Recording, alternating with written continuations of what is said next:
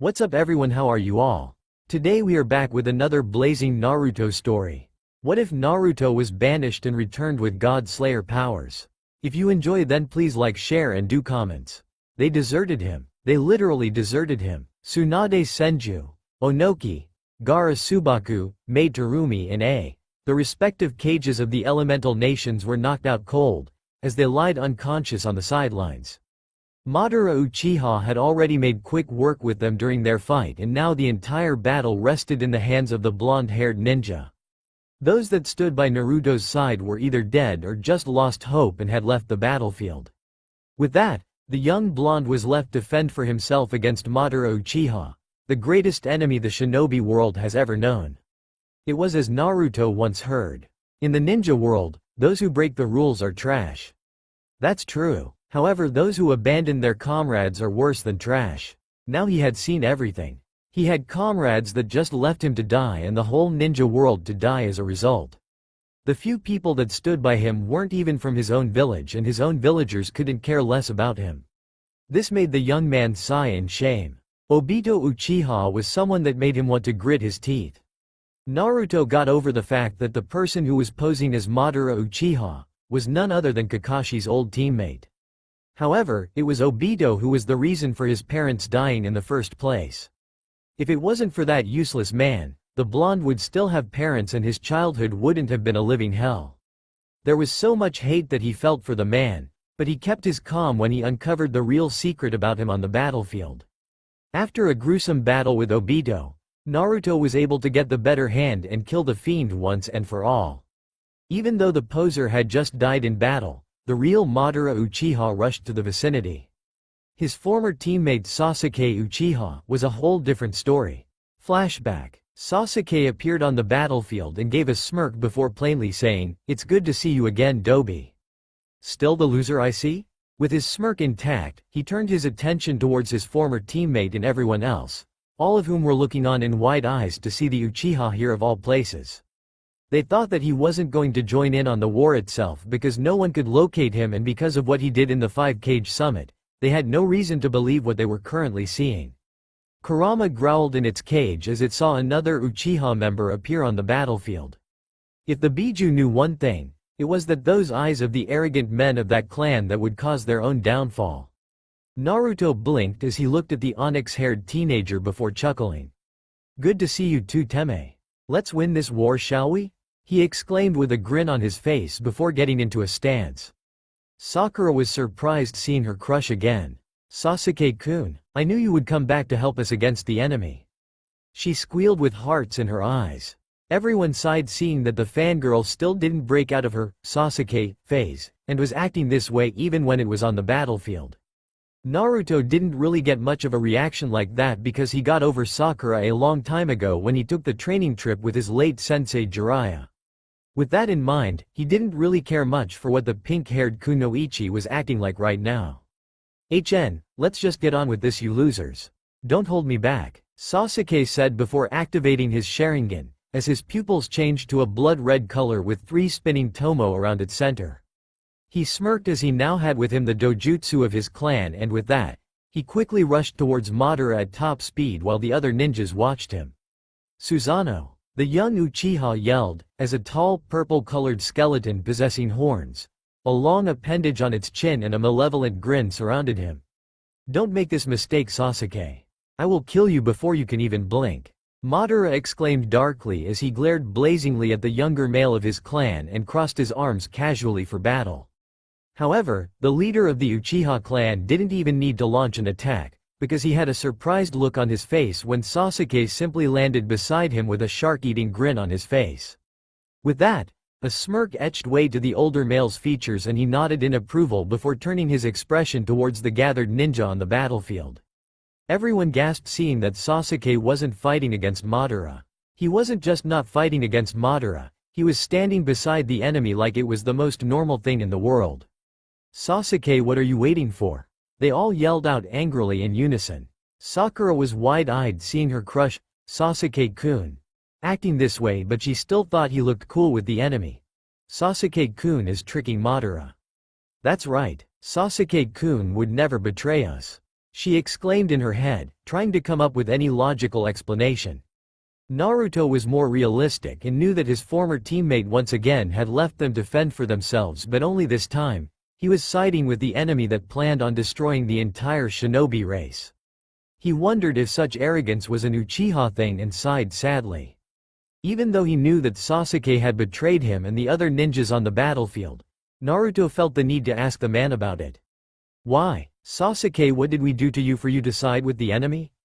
This is Madara Uchiha, the one that wants to kill us all. Naruto questioned as he couldn't understand what was going on in the young Uchiha's mind right now. Kurama had a neutral expression while onlooking this scene unfold. I knew it. Those arrogant fools can never be trusted. The Biju grimly said to itself as the stupidity and arrogance of that wretched clan had shown itself once more. This was totally madness. Everyone in Konoha knew that Sasuke was an avenger by heart, but for him to turn against them and pick Madara over them was the worst choice that he could have ever made. He had betrayed them to go to Orochimaru for power, and even then they had forgiven him. They learned that Sasuke had killed Itachi Uchiha, his own brother that the young man wanted to kill ever since he became a ninja.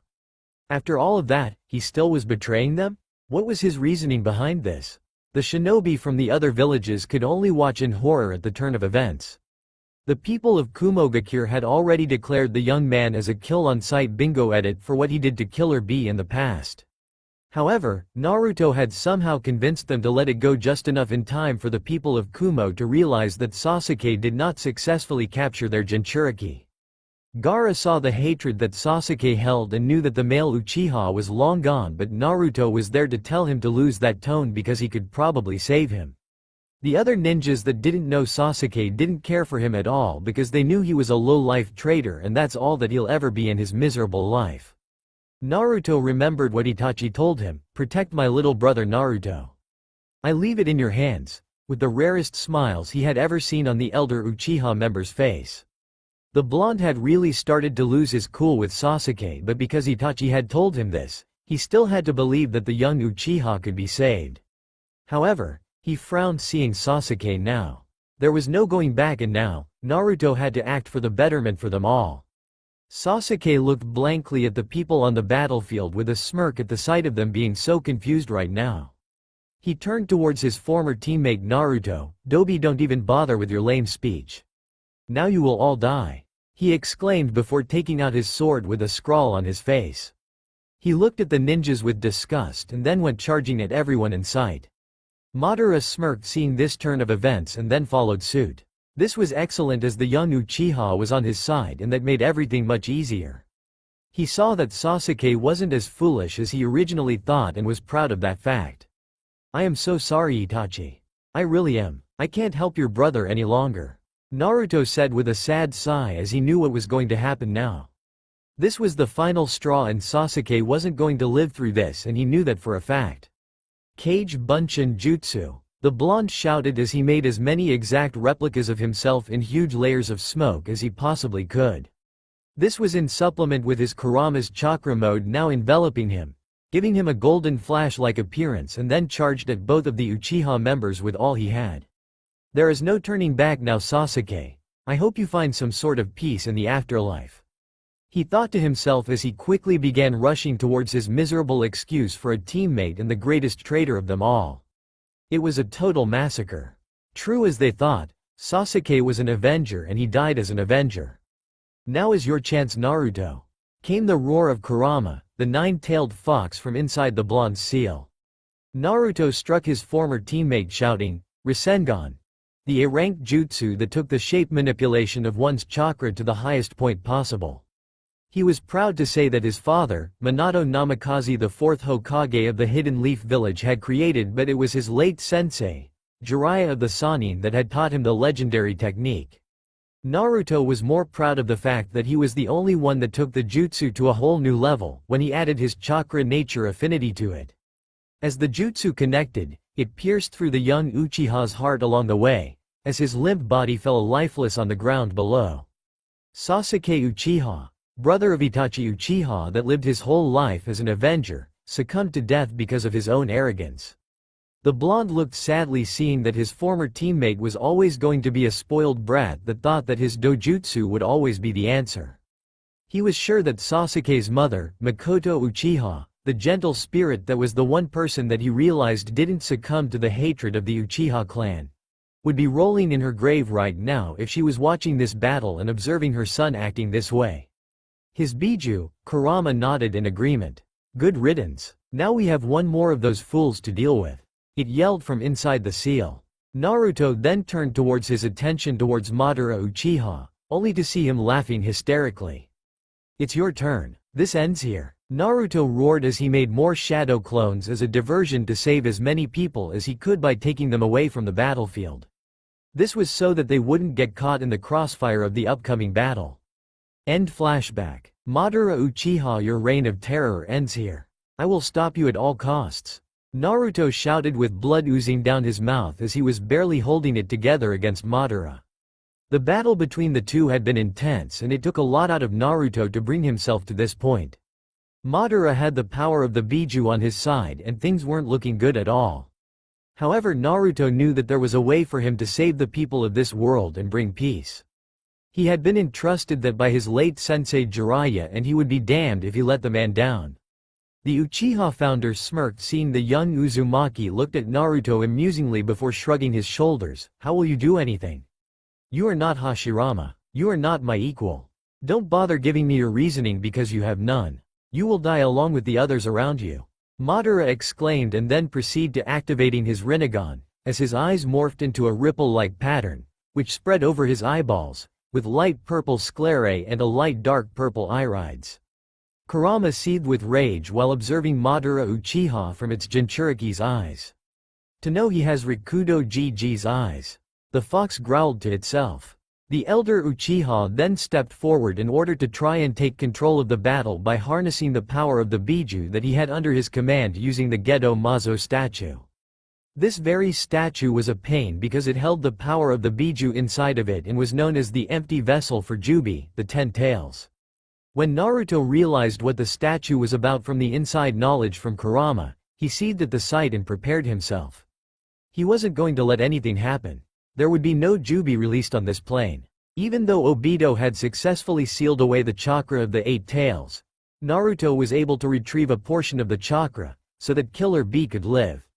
However, Naruto was in control of the battle and was able to defeat Obito before the Uchiha male could toss the excess chakra of Kurama from Kinkaku and Ginkaku, both of whom were pseudo Jinchuriki of the 9 tails, into the statue. With that, Obito's plan was a failure, and that was when the co-founder of Konohagakure stepped into the picture and began battling with Naruto.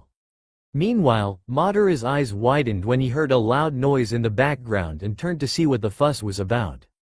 Naruto himself was confused as he looked towards the statue to see what was going on.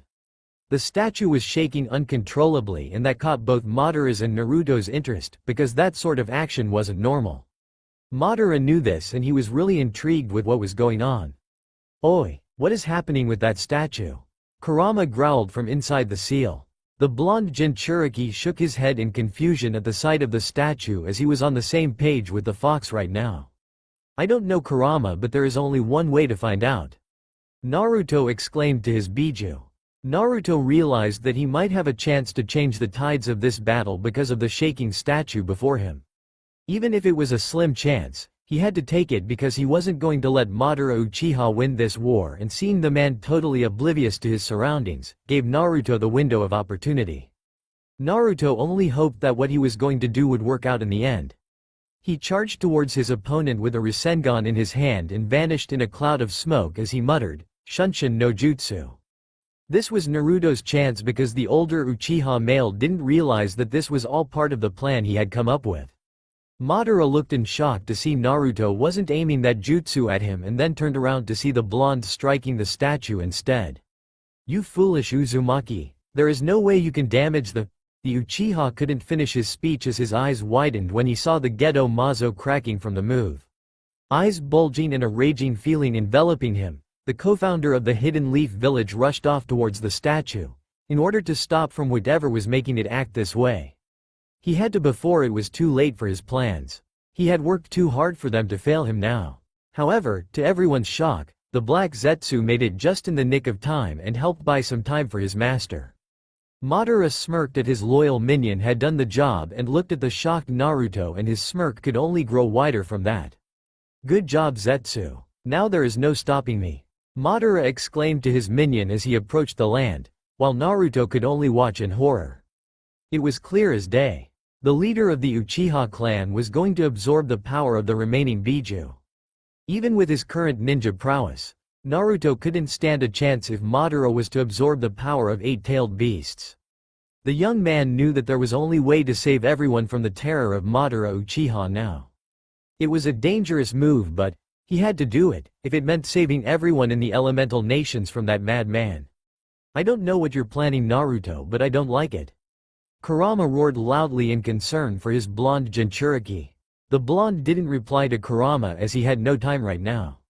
He quickly rushed towards the statue as fast as he could with his Kurama chakra mode activated and placed his hand on it upon reaching the designated area, causing Madara to go wide-eyed because Naruto had arrived before he could. Naruto then drew blood by biting his thumb and whispered, summoning style, "Curse of Sealing," as a blue light enveloped the area, causing the whole Gedo Mazo to shake more uncontrollably than it already was.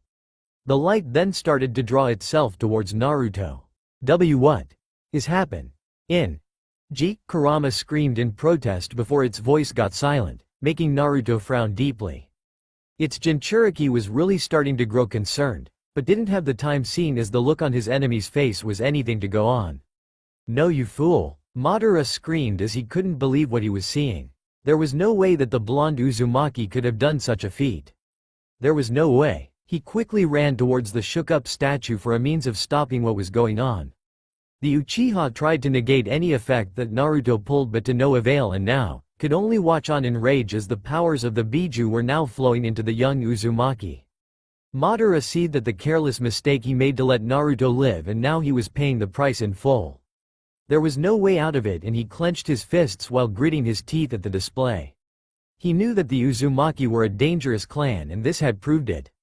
Naruto smirked at the look of disbelief on his opponent's face. "You lose, Madara," the young man exclaimed as his whole body started to glow with a bright light as he was now in control of all of the chakra of Shukaku, Matabi, Isobu, Son Goku, Kakuo, Seiken, Chomei, Gyuki, along with his own Biju Kurama. The power was immense, and Naruto couldn't realize how much strength he was feeling coursing through his body right now. Madara could only grit his teeth to what he was witnessing now and figured that he had only one way to end this, and that was to fight even if the situation seemed against him. He charged Naruto with lightning speeds, only to have his hands slashed off by a swift swipe of Yuki-induced power from Naruto, who started smirking as Madara was easily struck down. "Arg!" the Uchiha leader cried in agony as blood gushed from his body. Madara seethed further, knowing how powerful Naruto had become because of this transformation, and there was no way for him to win now. This was a total failure. Following suit, Naruto rushed forward and swiftly eliminated the Black Zetsu that was still on the battlefield with ease, while the creator of the creature was gnashing his teeth in outrage.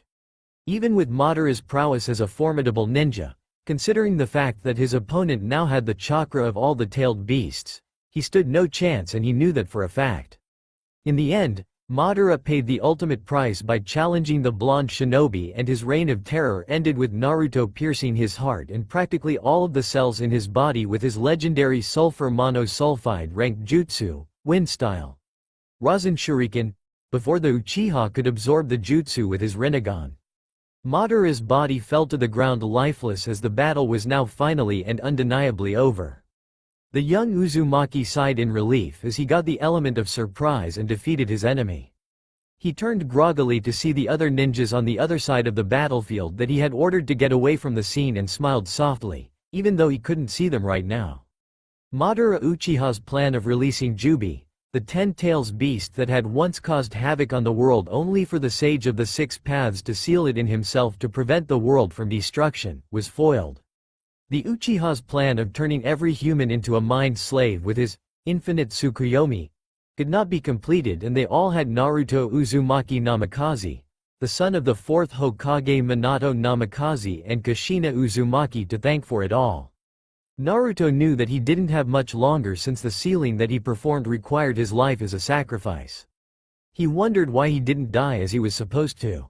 He looked around the battlefield and saw a white light glowing brightly nearby. He fell to his knees as he grew weaker by the second until he was enveloped in the light itself. Naruto at the age of 4.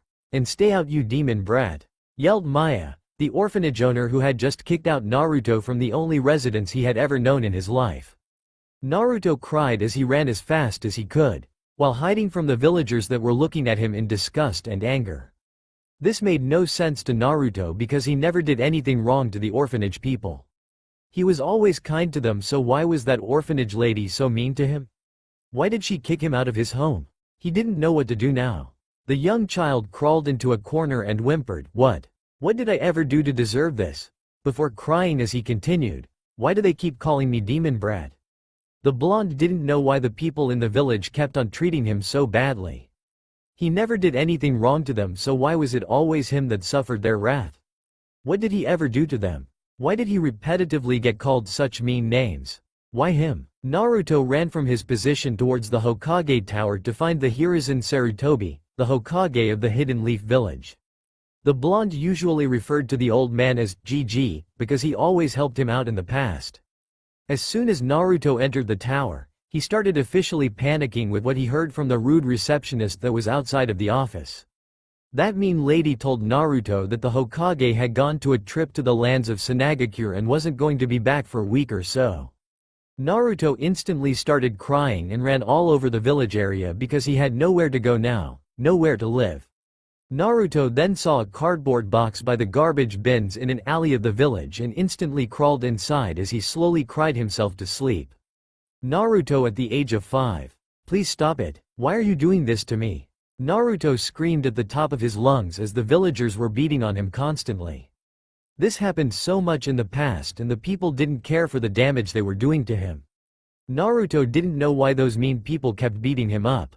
The young child was covered in blood from head to toe from the brutal beatings that the pathetic villagers had given him.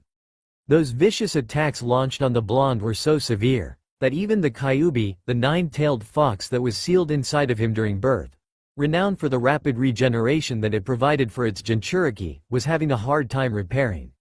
The Kyuubi was awake during this time and snorted at the ignorance of the villagers but knew that the child would pull through like he always did. He hated humans, but if the child died then he would die as well, so he had to repair the damages.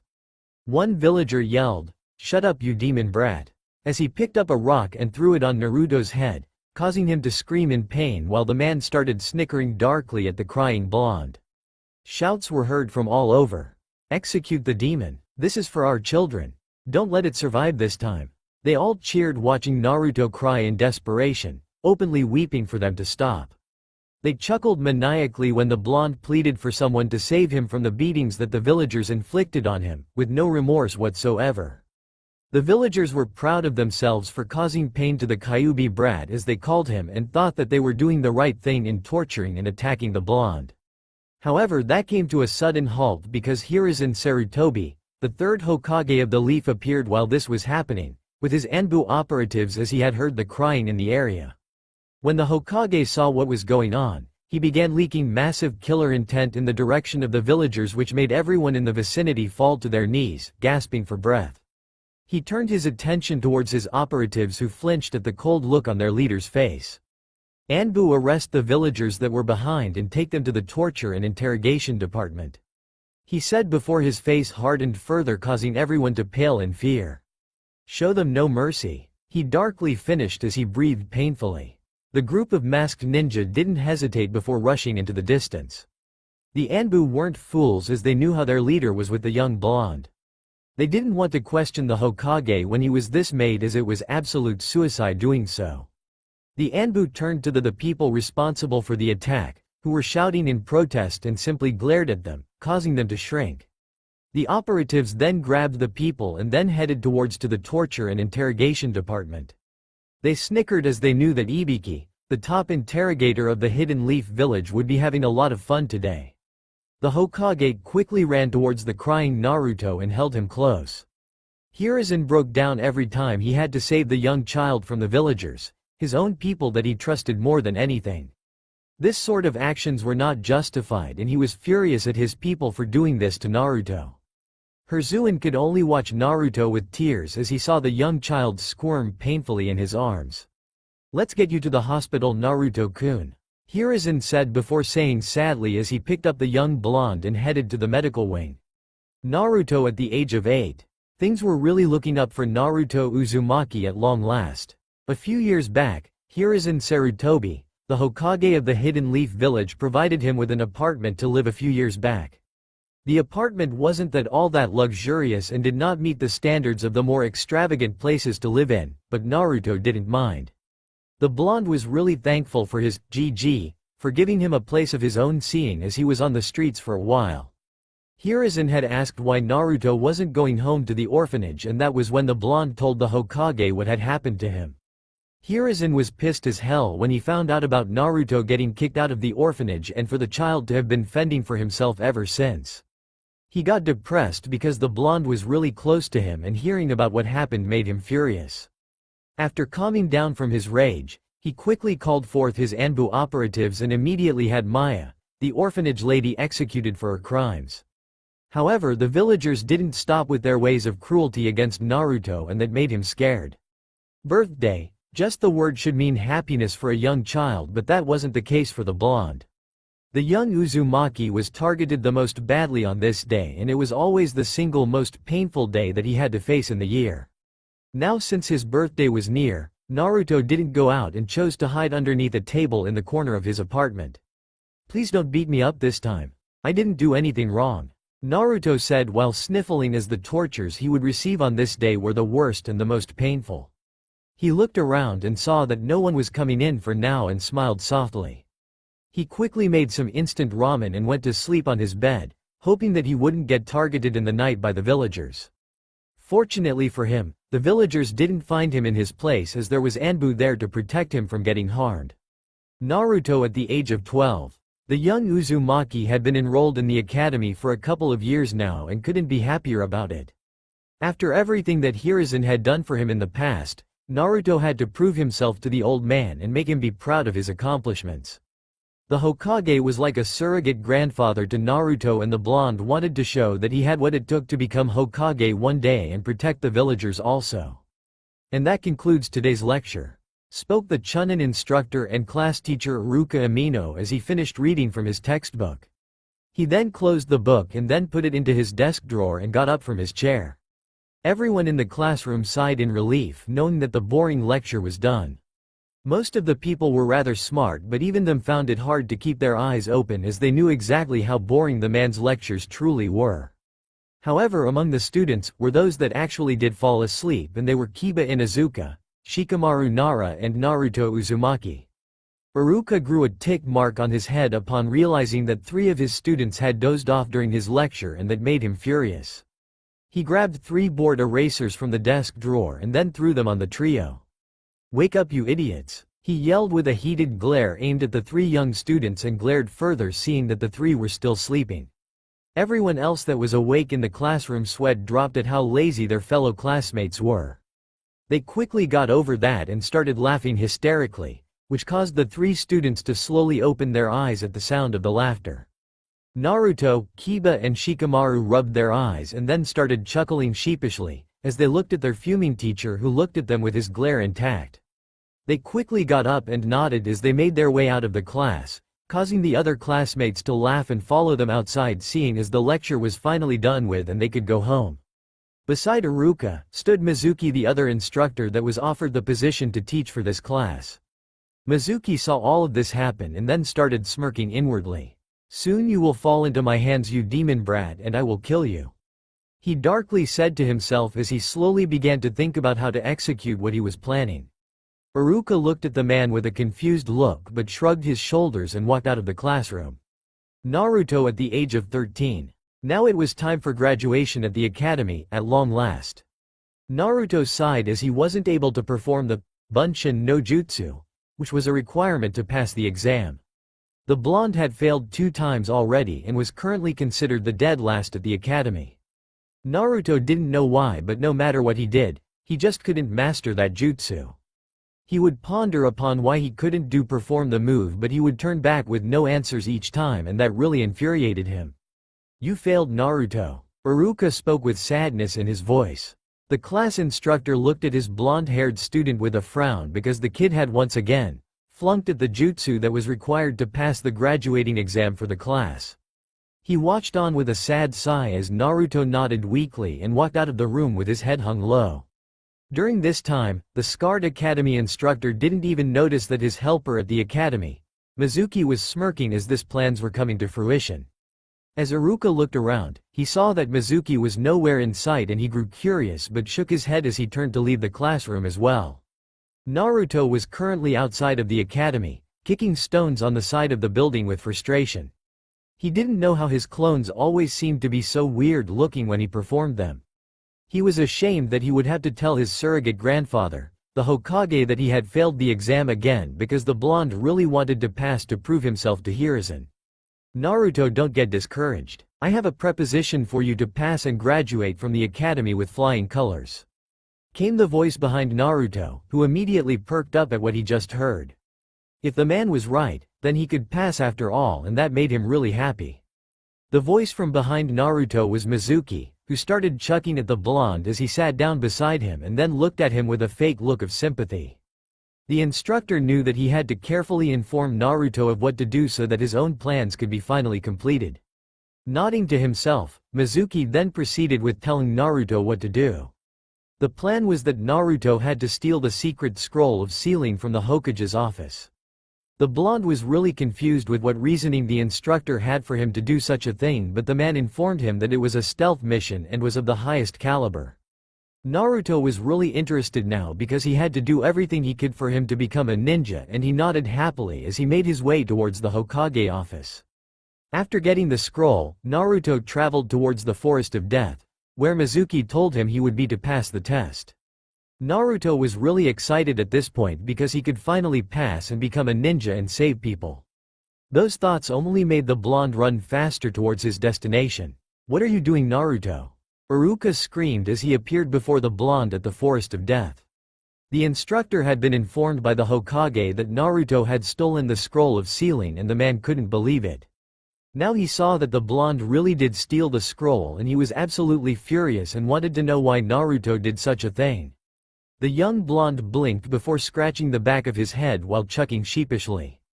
He looked at Iruka with a big smile from his position. "Nothing, Iruka-sensei. I took the scroll as I was asked from Gigi's office. I passed the graduation exam now, right?" he questioned the man happily as he waved the scroll around in his hands, knowing he was almost on the path to becoming a true ninja. Iruka gasped hearing this and narrowed his eyes. "Who told you this?" the Chunin instructor asked in a serious tone. The man already had a pretty good idea about who it was, but wanted to hear the blonde's explanation first before he could confirm his theories. He had suspected the one person to do this, and so, the man waited patiently for an answer. "It was Mizuki-sensei Datbeo," Naruto exclaimed happily before chuckling sheepishly at his verbal tic. The blonde scratched the back of his head once more with his smile still intact, while looking at the scarred academy instructor. This just confirmed Iruka's suspicions, and before he could say anything to the blonde, Mizuki suddenly appeared behind them, who started laughing manically. "Give me the scroll, Naruto," the white-haired instructor at the academy yelled as he looked at the blonde. Naruto grew confused as to why the man wanted the scroll for himself, as he thought it was just a test. What Naruto didn't expect was with the information that followed. The blonde went wide-eyed when he heard Iruka telling him that it was just a plot for the white-haired Chunin to steal the scroll. The blonde really started to feel terrible about stealing the scroll from his GG now, because he was played from the start. By the white-haired traitor, no less.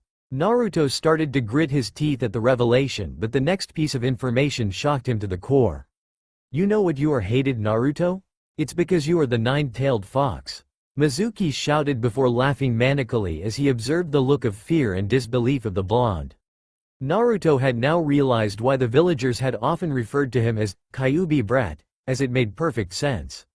"I am the Kyuubi," he muttered out loud with tears in his eyes, knowing now why he was hated, why he was treated like scum, and why they belittled him at every chance. "No, you are not, Naruto. I know you are Naruto Uzumaki and not the Kyuubi, Iruka said with a warm look on his face, successfully making Naruto feel much better as he knew now that not everyone hated him in the village. At the end of the day, Naruto saved Iruka from getting killed by Mizuki by using the Kage Bunshin Jutsu as he created over 100 exact replicas of himself and proceeded with beating Mizuki to an inch of his miserable life. It was that day that Naruto started to become a little more serious in life as he understood what it took to be a ninja and he couldn't be more proud of himself. Naruto at the age of 16. The young Uzumaki looked over the Hidden Leaf village from on top of a tower with a smile on his face. So they added Granny Tsunade's face to the Hokage monument, huh? Naruto said to himself while chuckling softly as this only drove his purpose to becoming the next Hokage of the Hidden Leaf village even more. He smiled remembering the female Sannin that he saved from herself during the mission he and Jiraiya partook in order to locate her so that she could become Hokage of the Leaf. He chuckled at the amusing memories the two of them shared as he had really looked up to the woman as a mother figure.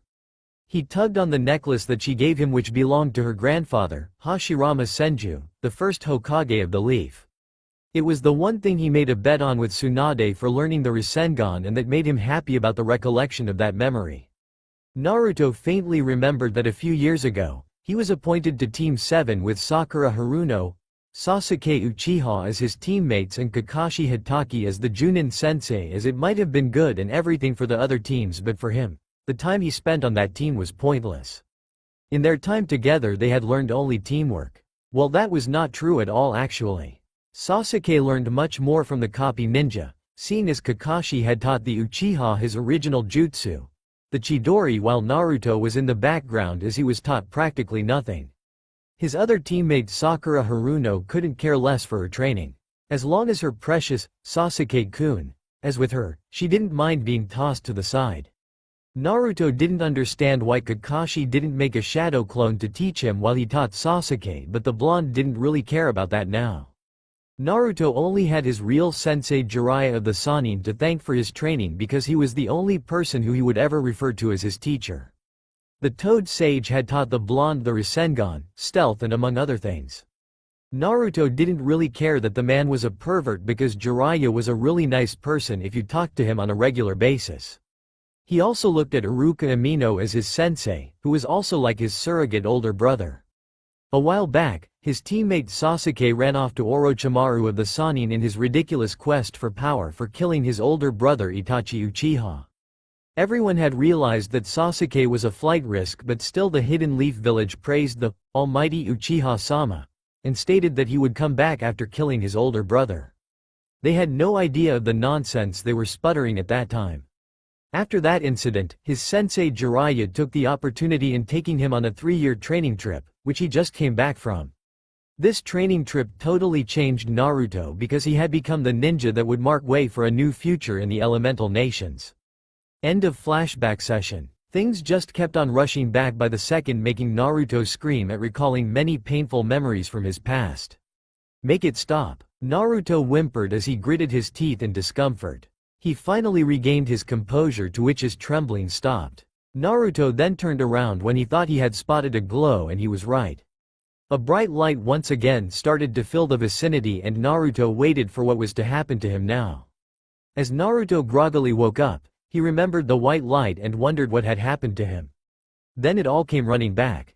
His past memories, the war, his former teammate Sasuke, Madara Uchiha and practically everything else started returning to him. The young man winced as his brain was hitting an overload, but he wasn't tough for nothing, so he endured the pain. He mustered up the strength to pick himself up and then saw the most beautiful woman that he had laid eyes on looking fondly at him, and he blushed slightly at her angelic face. The woman before him had long silvery white hair and ocean blue eyes. She was wearing a nicely fitted while extremely elegant looking white kimono, which only added to her overall natural beauty. "So you have awoken. I have been watching over you ever since you were born, and to say it was interesting is quite the understatement. It is a pleasure to finally meet you in person, Naruto-kun. I know you are wondering where you currently are, and I'll answer that. You are in a limbo between life and death. As for myself, I am Kami, the creator of life." The goddess explained as she looked at the blonde with a warm smile. Naruto could only nod dumbly, knowing now that he was in the presence of Kami herself. The blonde then looked at the goddess intently. "So will I be sent to where I am destined to be sent, Kami-sama?" he asked before looking around and saw that it was only the two of them present at this location. He didn't really know why he was called into limbo, as he figured that the choice was clear. Kami blinked in confusion before raising an eyebrow. "What are you talking about, Naruto-kun?" the goddess asked in return, as she was rather curious. "I mean, when are you going to send me down below, where I truly belong?" Naruto explained, as he couldn't be more confused than he was right now. He understood that he was present with the goddess of creation, but why would she even bother talking with him? Kami gasped loudly with wide eyes at hearing this from the young man. "You are among the purest souls I have ever seen, Naruto-kun. How could you even speak of such a thing?" she questioned sternly while narrowing her eyes at him. In front of her was Naruto, who had saved the ninja world from total destruction, and he was implying that he belonged in hell. Naruto sighed in relief before a look of hope formed in his eyes as he asked, "So did it work? Did I save them?" The young man was really interested to hear if he was successful in his efforts. After all, he had done everything for his village, including the other villages of the elemental nations. Sacrificing his life meant nothing to him, since he knew that he did the right thing by saving them from the maniac that is known as Madara Uchiha. He stood there patiently as anxiously waited for a reply from the goddess. Kami's expressions changed as her look now held nothing sadness. "You did save them, Naruto-kun, and congratulations for doing so, by the way. I am really proud of you, but at the same time, really angry at what happened after your passing," she answered before looking down in shame, still not getting over what she had to witness earlier. Naruto simply narrowed his eyes at the goddess, as he couldn't find words to give in response. Kami saw this and sighed sadly as she slowly made her way towards him and placed her hand on his forehead. The blonde was going to ask what she was doing, but it was then that a new barrage of images started rushing into his head. Inside Naruto's head, the people that were watching from a faraway distance rushed towards the battlefield. They cheered when they saw Madara Uchiha's corpse, but frowned seeing that Naruto had passed away as well. More and more people started to gather around as a result. Gaara Tsubaku, the 5th Kage of Sanagakure, Onoki, the 3rd Tsuchikage of Iwagakure, the 4th Raikage of Kumogakure, Meitarumi, the 5th Mizukage of Kirigakure, and Tsunade Senju, the 5th Hokage of Konohagakure, were also present with the rest of the shinobi on the battlefield, as their wounds had finally been treated by the medical teams that came by a short while back. "Let's all mourn for the loss of Naruto Uzumaki Namikaze, who saved the ninja world as we know it," the Kages said while looking at the fallen figure of Naruto with a soft expression on their face. They had burned Madara's body so that there would be no way for the Uchiha to ever get revived again. Everyone was relieved that their number one enemy of all time was finally dead, and they indeed had only one person to thank for their survival. Everyone lowered their heads and mourned for their blonde hero except for a select few. Those people belonged to the Hidden Leaf Village. As it turned out, the villagers of the Leaf still thought of Naruto as the Kyuubi reincarnated and were beyond happy that he was finally dead. This was confirmed when everyone on the grounds of the battlefield saw the group of Leaf Ninja cheering as they eyed the corpse of their war hero. Ninjas from the other villages could only growl with anger at the display. "What the hell is wrong with you people? Saving your pathetic village from my unstable condition, protecting every single one of you from Pain's invasion, and now keeping you alive from Madara Uchiha, you still hate him?" Gaara roared as he raised his killer intent at the shinobi of the Hidden Leaf Village, wondering why his best friend was loyal to such disgusting people in the first place. Onoki and Mei agreed wholeheartedly with the Kage as they glared at the villagers of Konoha with a look of disgust on their face. The Kages had made it their goal to proclaim their respect for Naruto, as they believed the blonde to be their true hero. What they were witnessing from the Leaf Ninja didn't make sense to them at all, knowing that the person they were disrespecting happened to be their one and only savior. Onoki stepped forward as his expression hardened. "We will honor the sacrifice Naruto made for every one of us. He has brought us victory, and he will be remembered for all times." The old man roared as loudly as he could, to which the shinobi of Iwagakure cheered at the top of their lungs in agreement. The villagers of Konoha didn't agree, as one shinobi calmly walked forward to where Naruto's body as he slowly gathered oil in his mouth, which was created by chakra, spitting it out. Fire style. Flame bullet jutsu. The leaf ninja muttered as he ignited the oil, and a flame bullet was launched at Naruto's dead corpse. The body started burning it into smithereens and the jutsu user simply stepped back with a smirk. Ninjas from the other villages could only watch this with shock and anger. What kind of monsters are you people? The true followers of the war hero shouted in unison, as they raised their killer intent to an all-time high. They couldn't believe what they were seeing, as it was a horrendous display. Many of the leaf ninjas smirked and chanting was heard all over the battlefield. The demon is dead, we can sleep easily from now on. Let's burn his belongings in the village as well. Mei, Gaara and Onoki were watching this with suppressed rage as they wanted to destroy Konoha completely for what they did to the hero that saved them all from destruction. However, they kept their thoughts to themselves, seeing as Naruto wouldn't want them to act this way towards his village because even after all that they had done to him in the past, he was still so forgiving. They turned to Tsunade, who they thought was someone special to Naruto, and were shocked to the core to see that she was rejoicing as well as she chanted along with her shinobi with a bright smile on her face. The cages could watch this in honor as they didn't know what to say. Tsunade turned to see the looks of disbelief on her fellow cage's face. She huffed as she caught her breath, seeing as she was cheering so loudly before darkly saying, "I was only using the brat for the money his parents had in their accounts to pay off my gambling debts. I always hated him because Kushina was like a daughter to me and that Kyuubi brat killed her, and I have been hating him ever since. Jiraiya was a fool to have ever cared for him in the first place." The legendary medic finished with a smirk and then started to cheer once again at the top of her lungs. The villagers of Konoha cheered along with their Hokage with a bright smile on their face, knowing that the woman was a true hero in their eyes. Good riddance to the Kyuubi brat. They all roared as now, they were finally free from Naruto forever. The other cages glared at Tsunade and the people of her village with disgust.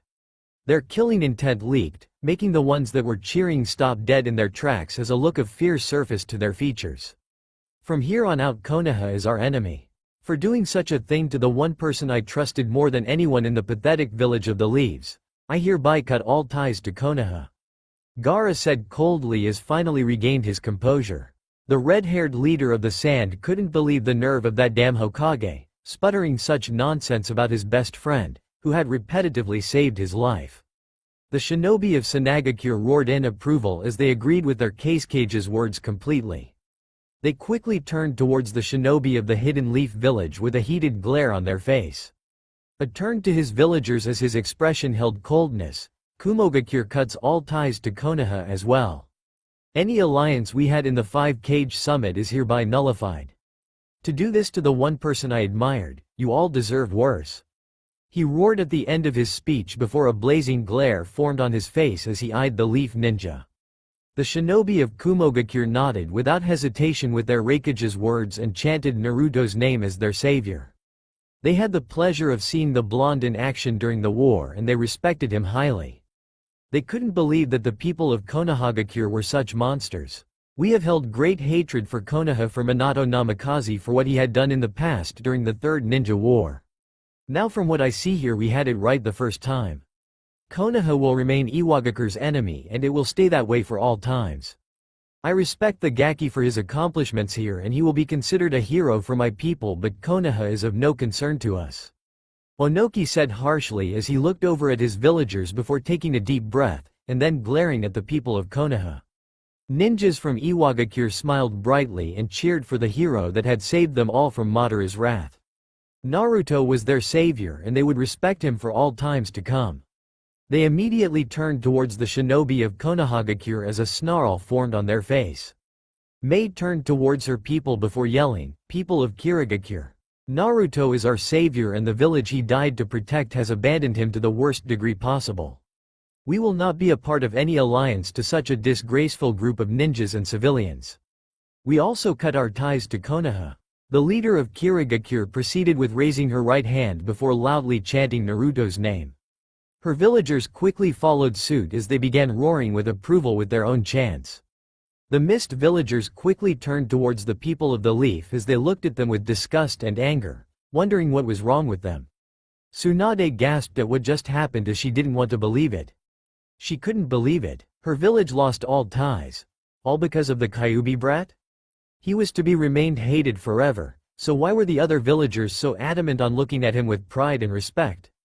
Kushina was like her daughter, so it didn't make sense to her at all. Naruto being born was the reason Kushina died, and that was the reason why Tsunade hated him so blindly. The brat doesn't deserve the respect. No way. No, you can't do this. The brat deserved what was coming to him, and now, we are finally free from his chaos. Don't do this to our village. It's not fair. The legendary medic exclaimed with a pleading face, trying to come up with some way that could change the mind of the other villagers. They needed to understand that the Kyuubi brat was to be hated and not respected. The Leaf Ninja were also shocked to see that they lost all of their alliances.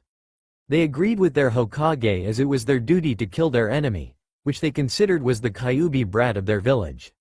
They didn't care that Naruto saved them all because they thought that Madara was doing a good thing for them.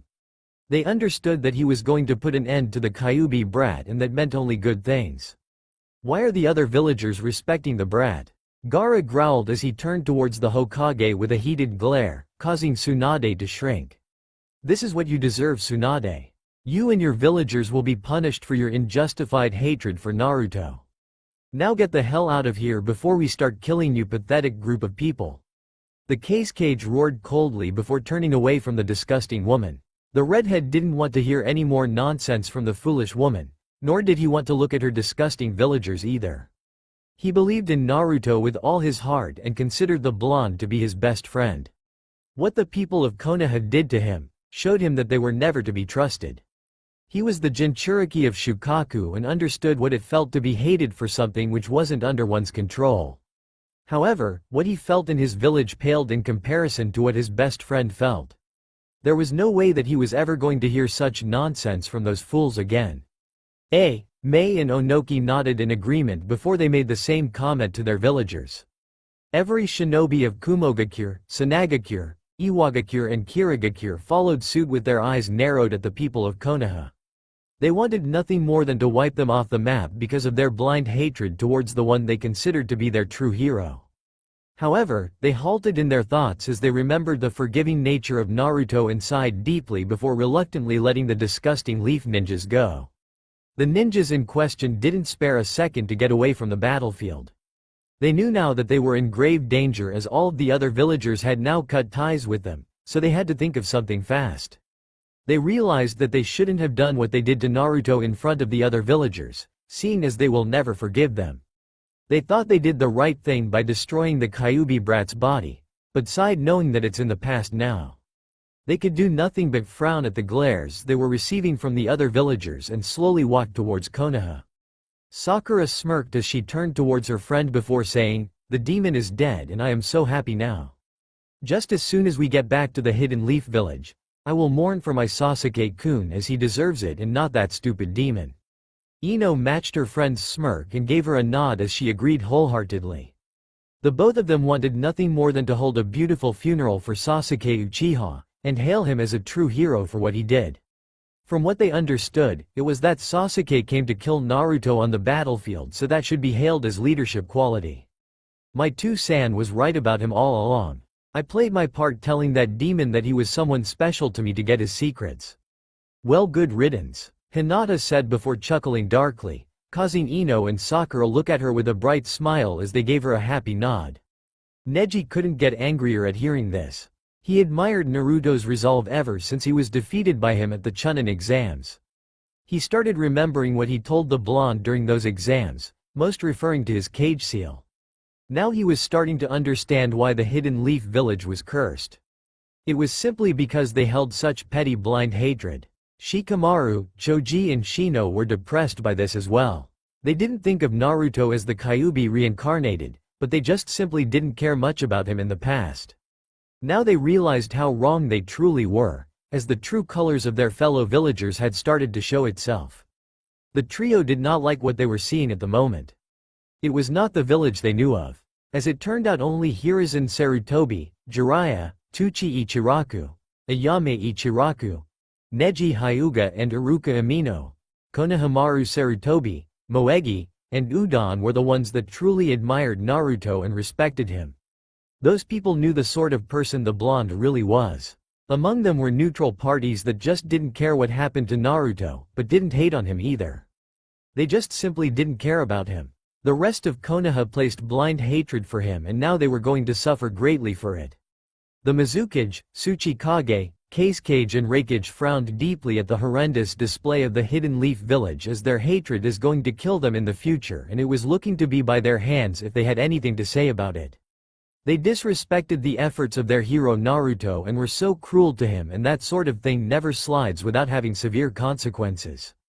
The villagers of Sanagakure, Kirigakure, Iwagakure and Kumogakure seethed in rage when they saw the retreating figures of the shinobi of Konohagakure. They admired Naruto for his efforts, and he would be their hero for all times to come, but for the villagers of Konoha to do that to him was unforgivable. Those damn people were lucky that their cages were here, or the entire battlefield would have become strained by Konoha's blood.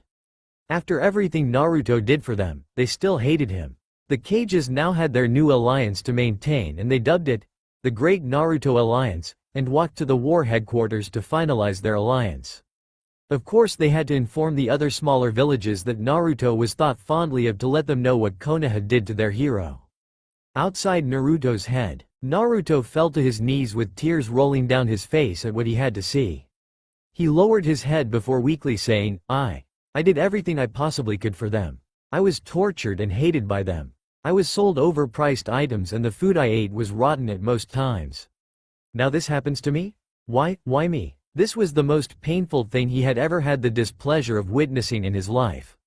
Seeing Tsunade, the person that he looked up to as a mother figure, was using him for her own selfish needs?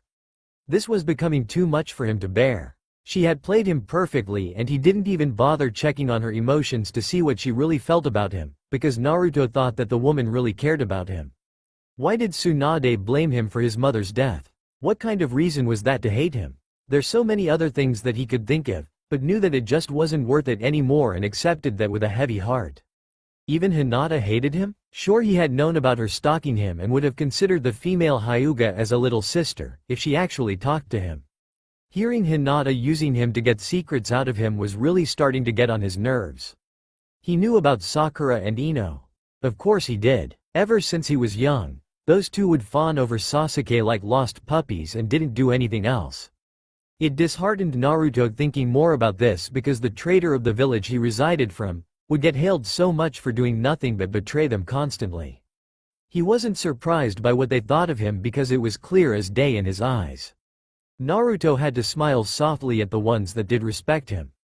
His friend Gaara and the other cages that stood up for him and respected him really did rekindle his spirits exponentially. His smile brightened at the sight of the villagers of those respective cages being so kind in their words and cheering him on. The blonde realized that those 4 great ninja villages would only grow stronger from now on. He held no more feelings towards Konoha, not anymore. For what they did, it was simply the last straw. The young man smiled and silently wished that the ones that really did respect him would grow stronger and prosper. Kami shed a few tears seeing Naruto so broken and slowly gave him a sad nod. I am so sorry for you having received such pain, Naruto-kun, and believe me, it tore me up seeing you get hurt, and even now it is hard for me to keep it together. However, it is not over. The goddess said softly as she kept her soft eyes fixed on the blonde. Naruto looked at the goddess with mild surprise, negating everything that he had to see in his mind. Rubbing his eyes, he wiped away the tears he had and smiled softly as he looked over at her. What do you mean, Kami-sama? He asked as his curiosity was now officially piqued. Kami wiped her tears and gave Naruto as her expressions turned to warmth. I am giving you a chance to start over with a new life, Naruto-kun. The goddess of creation said while she smiled softly, seeing the small look of hope that was slowly surfacing in the young man's eyes. The young man was frozen with what he just heard from the goddess of creation. A new life, Kami-sama? Naruto slowly asked, not wanting to trust his voice. Of course he was interested, considering the fact that had faced such hardships in his life in the elemental nations, all because of his home village. Even though he had been given a new perspective in life, seeing the way that the other villages were looking at him with so much respect and admiration, Naruto couldn't help but think that his past life was too blank. Taking those points in mind, why wouldn't he jump for the offer from the goddess herself? However, Naruto wondered why he was being presented with such a great honor, but he knew better than to judge the goddess for her decision. Therefore the blonde just stood there as he waited anxiously for her answer. Kami nodded before smiling softly. You will be sent to a new dimension is what I mean, Naruto-kun. I strongly believe that you deserve another chance in life, and I know for a fact that if anyone is of a need for a new start, it is you, Naruto-kun. You will live a new life without the hatred that you faced in Hidden Leaf Village, and you will be away from the ninja world itself. You have done enough for that place, and I believe it's time for you to move on. She explained as she was more than happy to grant this opportunity to the young man. Having seen Naruto's past life and everything he had to endure yet keeping true to himself, gave the goddess all the more reason to do so. Naruto smiled in return and picked himself up as he had to stay strong throughout this. Okay, Kami-sama, you have me sold, so I totally agree. When can I be sent to whatever place you are going to send me to? I am ready as I'll ever be, he exclaimed with excitement in his voice. The young blonde knew that living a new life could finally give him a shot at happiness, and he wouldn't miss that for anything.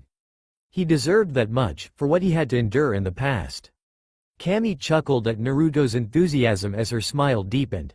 Ha ha ha, easy there, Naruto-kun. Before I send you to the place I have picked out for you, I have to talk to you about a few things first. The goddess chirped cheerfully, as she was pleased to see Naruto back to his usual and cheery self. Before that, Kami-sama, I have to ask something as it is really important to me. Can you please tell me what happened to Kurama and the other Biju after the war? I couldn't sense their beings anywhere. I completely forgot to ask you about them earlier. The blonde pleaded to the goddess. Naruto wanted to know if his friend Kurama, the nine-tailed fox, was alright as he couldn't sense its presence anymore. He couldn't feel his Biju when he absorbed the powers of the Gedo Mazo statue, so he was really concerned about the fox that he considered to as his friend. During the training trip with Jiraiya of the Sannin, Naruto learned a lot of things. He remembered the first time he had a friendly conversation with his Biju, and he smiled fondly at remembering it as it was the first time that the two of them sparked a bond with each other. Flashback. Naruto was in his mindscape where he was face to face with Kyuubi. This was the nine-tailed fox that would have completely obliterated the Hidden Leaf Village and its people if it wasn't for Naruto's father Minato Namikaze, the fourth Hokage of the village, saving everyone by sealing the Biju into his son and making him the Jinchuriki. Even though Naruto had hated Minato Namikaze for having made his life a living hell, he knew better than to keep up with his blind hatred, as that will only get you killed due to the fact that hatred will only manifest over time. He knew that in order to become stronger, he needed to overcome that hatred. The fox looked at the blonde with a hardened expression. What do you want? It growled from its cage, as it was annoyed to see its jailer again. Naruto rolled his eyes around at the Biju amusingly. Well, Furball, I want to learn to harness your powers for one. He exclaimed before ending his little overdramatic sentence with a smirk. This made Kyuubi grow a tick mark on its head as it was now glaring at the young Uzumaki. You stupid mortal, come closer to this cage and say that. I dare you. Kyuubi roared as it couldn't believe the nerve of its Jinchuriki. To say such a thing to the almighty Kyuubi-sama? Naruto laughed hysterically at the sight, as this was turning into a great form of entertainment for him. It was better entertainment than what his sensei, Jiraiya, who he had dubbed as Arrow Sennin, would do, which was peeping at female hot springs all day with that childish giggle. Naruto knew better than to disrespect the private lives of the women in those hot springs, so he would never reduce to the antics of his sensei. He would find something better to do. The blonde chuckled further before his expression softened. I was just joking around, Kyuubi. I like to prank from time to time, and this is no different. I just want us to become friends. We've been at each other's throats for a long time, and I believe that I can rid you of your hatred if you allow me to, that is. You are misunderstood, Kyuubi, and I know for a fact that you aren't evil. For all the times you saved me in the past, I refuse to believe it. He explained as he knew how important this was for him. No one else thought it was a good idea at the time, but he knew differently, of course. Kyuubi gasped inwardly and now looked at Naruto with piqued interest, as this response was surprising to say in the least. Could you be the one Riduko GG spoke of? Kyuubi thought to itself. The fox shot him a nod before stating, Alright, I am listening, but I won't make it easy on you, Naruto. The Biju wasn't sure whether or not to trust the blonde, but there was always a chance that he could be right. The nine-tailed fox had been waiting for a long time for this moment to pass. Ever since he was sealed into Mito Uzumaki and Kushina Uzumaki, its hatred grew even further. That was because the Riduko Sennin, Kyuubi's grandfather figure, said that there would come someone that would be the embodiment of himself and to wait for that day to come, as that person will remove its hatred. Now Kyuubi wanted to see if his grandfather figure was telling the truth all along. I wouldn't have it any other way, Kyuubi, Naruto said with a smile as he looked over at his Biju. He realized that they could really become friends in the future and smiled at the thought of that. Call me Kurama, as it is my real name, Kyuubi replied with a grin before it pushed Naruto out of the mindscape. For the first time in a long time, the nine-tailed fox that knew of nothing but hatred felt as if a weight has been lifted and now it was more at peace with itself. End flashback. After that, Naruto and Kurama only got closer as time passed. They actually grew to become close friends that could trust each other completely. Kurama explained to him of how the Riduko Sennin was like a grandfather figure to the Biju, which made Naruto understand everything a lot better. His friend's background and the story of the Sage of the Six Paths he had heard so little about that was just considered as a rumor by a vast majority of people. Kurama had informed him of the Rinnegan, and that really helped out in his fight against pain, as having fought that battle without the necessary knowledge would have been tough to administer. That was considering the fact that he didn't learn his Sage mode during that time. If he had, then he would had no troubles in defeating the Akatsuki leader with the skill that not even his late sensei Jiraiya was able to perform perfectly, seeing as the Toad Sage looked like an actual toad while doing so. Kami looked at Naruto with a smile before saying, Kurama and the other Biju were sent to Makai, their homeland. They are finally back to be home, and it was all because of your help. In their moment of passing, they all thanked you greatly for what you did for them by setting them free and for finally living the life that the Riduko Sennin wanted for them. Kurama wanted me to tell you that you are the first friend it had and said, I wish the kid the best, as it put it. Kami herself was shocked to see Kurama finally opening up to a mortal, as Naruto was the first one to do such an impossible task other than the Riduko Sennin himself.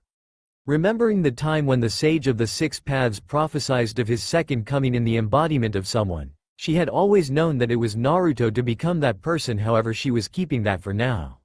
She had time to process that, considering she saw everything that happened in Naruto's mindscape the first time Kurama and the blonde kick started their friendship. Naruto smiled brightly hearing that and silently prayed for the well-being of his dear friend that was so misunderstood that it was crazy. He knew better than to judge Kurama in the past, and looking back at his achievements in the war and his friendship with the Biju, he was right all along. He knew now that Kurama and the other Biju were happy, seeing as they were finally sent back to their home.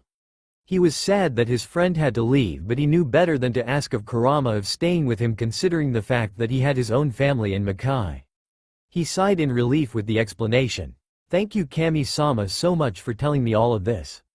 I really appreciate it, Naruto said with a warm smile as he looked over at the goddess of creation. Naruto felt more at peace than he ever felt before, seeing as his friend was happy in his new life. He started to remember the times when he would just sit down in the mindscape with Kurama in front of him and them just talking about things in general. It was a good time, but it was time to move on. Kami nodded happily with a smile. You're welcome, Naruto-kun. Before moving to their next life, Shukaku, Matabi, Isobu, Son Goku, Kakuo, Seiken, Chomei, Yuki and Kurama wanted me transfer a small portion of their chakra to you. Kurama, being the exception, pleaded to me to transfer a part of its abilities to you. I will grant their request now, Naruto-kun. She chirped cheerfully before walking towards Naruto and placing her hand on his chest. It was just then, lights of various colors started to envelop the young man. Naruto blinked in surprise as he felt new and incredible power coursing through his veins. As the light was slowly yet gradually beginning to dissipate from his being, he started to pant heavily as the transfer was more taxing for his body than he originally thought. The young blonde mentally thanked the Biju for all of their help and support and hoped that his friend Kurama was doing well in Makai and that they could meet each other again in the near future. Even after being sent back home, the Biju left behind this amazing gift for him, and it made him grin as he pictured them with him in his mindscape and chuckled how strange it would be to have all 9 Biju in his mindscape. He pictured Shukaku trying to shoot its sand on Matabi, who would scratch him in return. He laughed inwardly like a maniac at just the thought of that happening. Thank you so much, Kami-sama, for all that you have done for me. You watched over me and prayed for my well-being. Even though you couldn't do much for me in a physical sense, I can see that you were mentally helping me move forward in life, so I thank you." Naruto explained warmly, not knowing how else to thank Kami for watching over him when he thought no one else did. The goddess of creation smiled brightly at the young man and looked at him fondly. Of course she would be looking after him. After all, he was the child of prophecy. However, she knew that his title didn't make a difference to her because Naruto was one of the purest souls imaginable, and she would always help those that are as pure-hearted as the blonde before her. Kami looked at him with soft eyes before saying, "It was my pleasure, Naruto-kun, and please stop calling me by that honorific, so just call me Kami. Also, there is now the part where I have to tell you about the new world where I am going to send you." The goddess paused so that the blonde would understand everything completely. There was a lot that she had to explain to the young man, so she wanted him to be comfortable so that she could continue. "Okay, Kami-chan, I understand," he replied with a smile before giving her a nod of approval. The blonde couldn't help but feel grateful for the goddess being so kind towards him. How couldn't he? She was basically giving him a second chance at a new life, and that was something that he thought was impossible. However, knowing that Kami was so caring towards him showed the young man that he had nothing to worry about now. Naruto's mind drifted toward the memories he received on after the war. Thinking about Kumogakure, Sanagakure, Kirigakure and Iwagakure starting to become one with each other and achieving true peace was something he was really looking forward to seeing in the future. Their respective cages Gaara, Mei and Onoki were working well together as he watched, but knew that their connections would only grow over time, and he was really happy for those villages. As his thoughts turned towards Konohagakure, his eyes narrowed. He still couldn't believe how hidden Tsunade made herself from him. He often wondered if Tsunade had ever told his sensei Jiraiya the truth, or if Jiraiya was in on it too. Naruto mentally slapped himself on the face as he growled at himself for even thinking about the Toad Sage being that cruel towards him. He cared really deeply for him, and he knew that considering the fact Tsunade said so herself when she rejoiced on his death. The goddess smiled mischievously at the new honorific Naruto chose to address her with. Nodding in return, Kami smiled as she cleared her throat. "Now listen carefully, Naruto-kun. Where I am going to send you is a place called Earthland. This world is inhabited by energy that is similar to chakra that you are familiar with. This energy is known as magic. Now magic can be divided into two categories. The first is caster magic, which is generated and expelled from the caster's body, as opposed to magic done through the use of a weapon or outside source.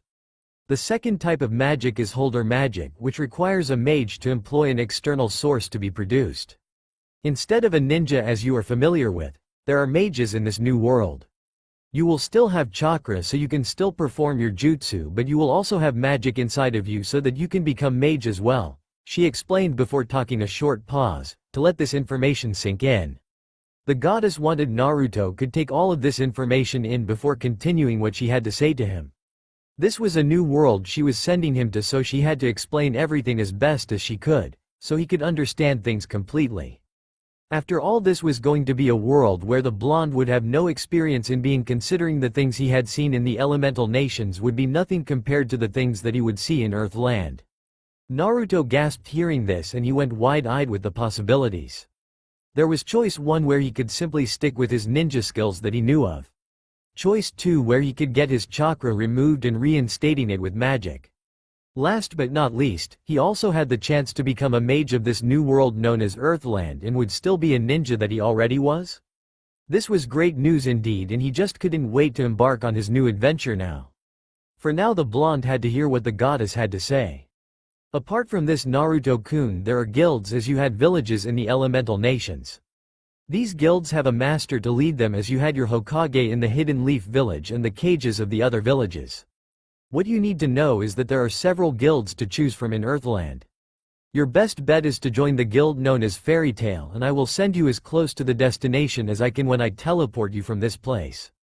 From there you will continue your journey towards the guild and observe the new life you are going to live in. You will also need training to become a mage, and I will let you in on what to do about that later on as well, so don't worry about that for now." Kami continued before she took a deep sigh, as she saw the wide-eyed Naruto after hearing this from her. The goddess of creation chuckled melodiously at the sight, as it was quite humorous to say in the least. Naruto nodded dumbly at the explanation. Wow, he mumbled as he didn't know what more to say, while Cammy giggled angelically in return. The young man scratched the back of his head and chuckled sheepishly upon noticing this, as he regained his composure from the new information he just heard. Master huh? The blonde thought to himself as he was getting more interested in going to the new and strange world now than he ever was. He was wondering what sort of goal he would set up for himself in Earthland. Naruto remembered the time he would just stare at the Hokage monument in the Hidden Leaf Village. I'm going to be Hokage someday, he would exclaim in the past, and recalling that time, the blonde sighed upon that damn corrupt village, from which had harmed him so many times over in the past. I'm too forgiving for my own good. That's why I had such a hard time even seeing a traitor like Sasuke Teme dying. He muttered to himself before seeing that he had been deep in thought for a while now and that the goddess would be rather concerned. Naruto smiled as he turned toward Cammy. This is a lot to take in, Cammy-chan. Well, I understand everything much better now, and I am sure there are more things that I must know also, as I can tell you aren't quite finished with your explanation about Earthland. He explained with a slight look of adventure in his eyes. He remembered the time that Jiraiya told him about the learning of the jutsu that even his father, Minato Namikaze, had learned, and that was to add an elemental affinity to the Rasengan. The look that he had was priceless, so he could see the goddess' reaction in his mind. True to Naruto's thoughts, Cammy giggled slightly in agreement at the look he had on his face. She looked at him intently before saying, "You will learn more about the guilds and various styles of magic amongst other things in greater detail from the master in Fairy Tail when you join the guild. However, that is not everything that I wanted to tell you. Before you leave this limbo state, I have something rather special planned for you as a departure gift to Earthland, as it will be interesting for you and I am sure you will love it." The goddess paused to let this information sink into the young man. She mentally chuckled, knowing that what she had stored for the young man would undeniably shock him to the core. She could picture the reaction now and could only giggle at the thought. Naruto raised his eyebrows at this, as this was totally unexpected. He was already given a chance to start a new life in Earthland and to become a mage as well as keeping in tune with his ninja background with his chakra still intact. He would be proud to say that the goddess doesn't do such a thing for just anyone, so he was really honored that Cammy would be so keen on seeing him with the best possible things possible. What caught his attention was the departure gift that she mentioned. She already gave him so much, and the Biju gave him a special gift as well, so what more was there to come? He could only look anxiously in anticipation. "What are you talking about, Cammy-chan?" Naruto asked as he was rather confused. Cammy giggled angelically once more upon seeing the confused state. "You'll thank me for this, Naruto-kun. Here is your surprise gift," the goddess exclaimed before raising her right hand, as a bright white light started glowing. Suddenly, the door behind them opened as the light glowed brighter by the second. Naruto, upon hearing the loud creaking noise as the door opened, turned around to see what the fuss was about. Just as he did, he had to cover his eyes immediately as the light was too bright for him to currently see past. He rubbed his eyes as the hazy feeling in his eyes started to dissipate and saw the white light from the door had dimmed, and so Naruto looked intently who would walk out that door. What he saw made him go wide-eyed at what he saw, and his jaw dropped in shock. "How?" Naruto said to himself before weakly continuing, "How is this possible?" Slight tears escaped the young man's eyes, as he didn't know what more to say because of what was being displayed before his eyes. In front of him were the people that he thought he would never see again in his lifetime. True to Cammy's assumptions, Naruto did get shocked to the core seeing what she had in store for him.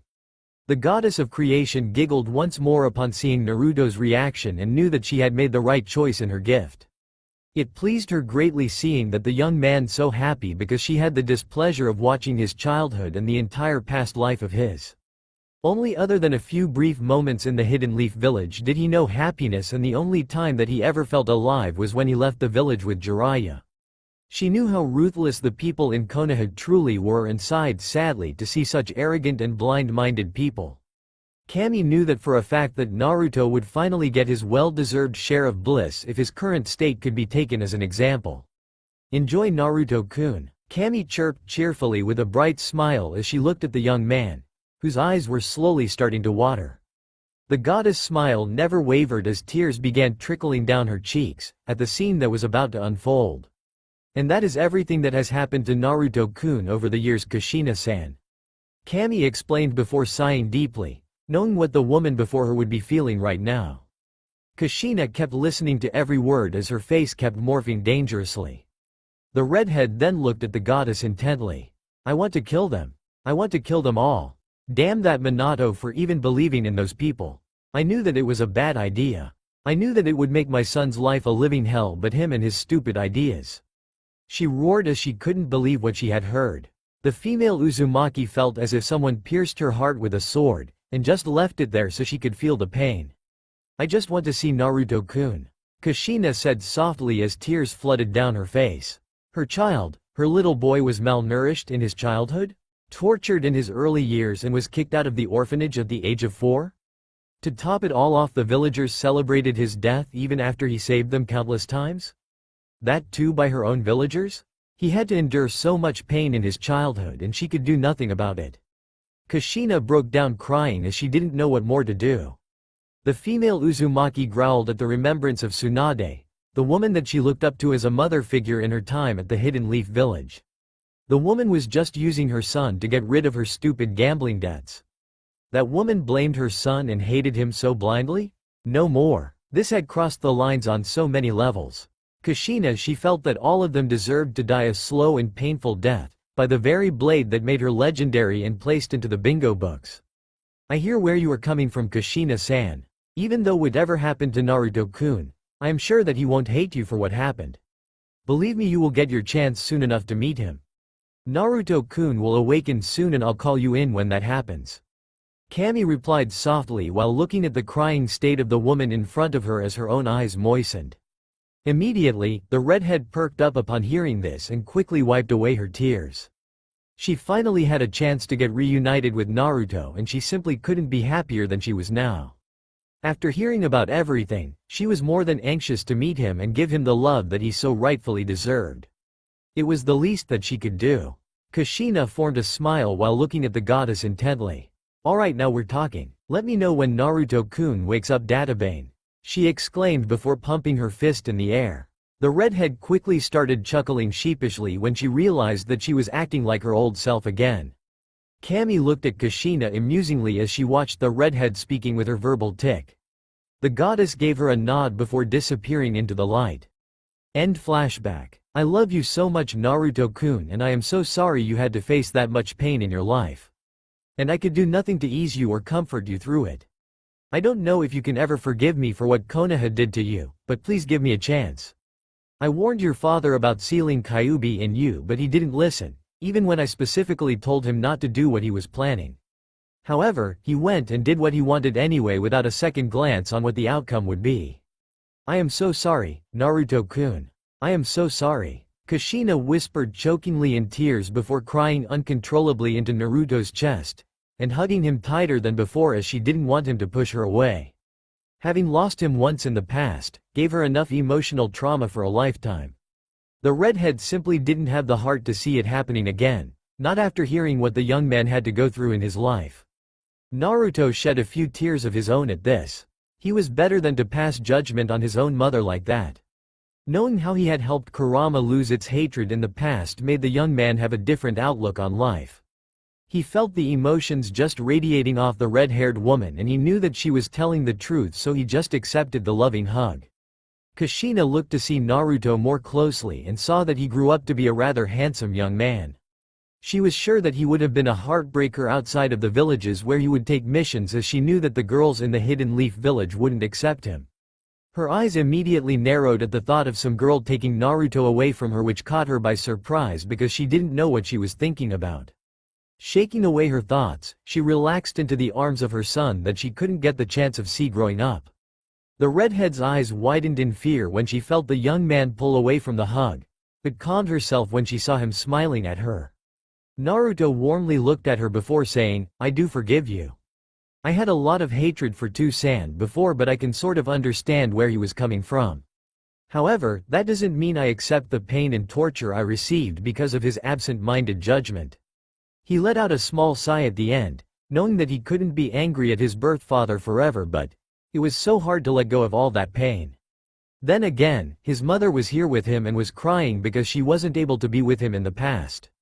Of course he couldn't be mad at her because the emotions were practically radiating off her. showing him that what the redhead said was true. Kushina could only nod dumbly as she didn't know what to say. Naruto had the right to hate her. He had every right to hate her, but he didn't. The young man in front of her was so amazing and forgiving that it was mind-boggling. Kushina just happily melted in Naruto's arms once more as her heart soared with happiness to hear that she was forgiven. "Thank you, Naruto-kun, for forgiving me. I love you so much," she exclaimed while still in his strong arms. She smiled tearfully as she snuggled a little further into his chest and sighed in relief. "I love you too," Naruto said while he was still holding Kushina in his arms, while rubbing her back slightly and further causing her to sigh happily. The blonde separated from the hug moments later, much to Kushina's disappointment as she pouted while the young man chuckled in amusement. Naruto turned around when he felt a bright light form from behind him. He watched the second person that walked through the door and his tears came back. Now appeared Hiruzen Sarutobi, the third Hokage of Konohagakure of the moniker, the Professor, and Naruto's surrogate grandfather. The monkey summoning Hokage smiled with a few tears as he looked at the grown Naruto and enveloped him in a hug. "Well, look at you, Naruto-kun, you're even taller than I am now. It's so good to see you again," Hiruzen exclaimed before he started to chuckle while keeping his eyes on his surrogate grandson. Naruto grinned and he hugged the Hokage a bit tighter, making him gasp. "It's good to see you also, GG. I've missed you a lot," he replied happily as he was so happy to have been given the chance to be with his surrogate grandfather again, as it seemed like ages to him since he last laid eyes on him. He sadly turned his thoughts towards when the Chunin exams where he saved Gaara Tsubaku, a good friend of his, from himself when he lost himself to Shukaku's bloodlust and transformed into the beast. Naruto was happy at the end of the fight he had with the red-haired Sanagakure shinobi as their fight marked way to a great friendship, but the aftermath was terrible. Hiruzen Sarutobi, the man that Naruto looked up to as a leader, friend and surrogate grandfather, had passed away in the line of battle. That was when the young man's hatred for Orochimaru, his GG's student flair, as he had declared that he would never forgive the Sannin for what he did. However, he learned over time and recalling the many lessons the old man had given him. Shaking his thoughts away, he noticed the old man about to talk to him. "I missed you too, Naruto-kun, and I am really proud of you. The will of fire that I entrusted to the new generation of the Leaf has been diminished forever, and I am saddened by that greatly, but you were always the embodiment of that will, Naruto-kun, and couldn't be happier," Hiruzen exclaimed before smiling brightly at the young man for everything that he had done in his life. His eyes narrowed at the disgusting image his village had turned into. He couldn't believe the foolishness of the people in Konohagakure to treat a young man that had saved them time and time again with such hatred. He sighed sadly at seeing how his former student, Tsunade, actually felt towards the blonde, as it made his heart sink to see her being so cold-hearted. He thought that if Itachi Uchiha had just killed his brother along with the rest of his clan, then there wouldn't have been so many problems for Naruto, seeing as the teammate of his that turned traitor and had joined forces with an enemy of the likes of Madara Uchiha. Then there was literally no hope at all for the men amongst the Uchiha clan.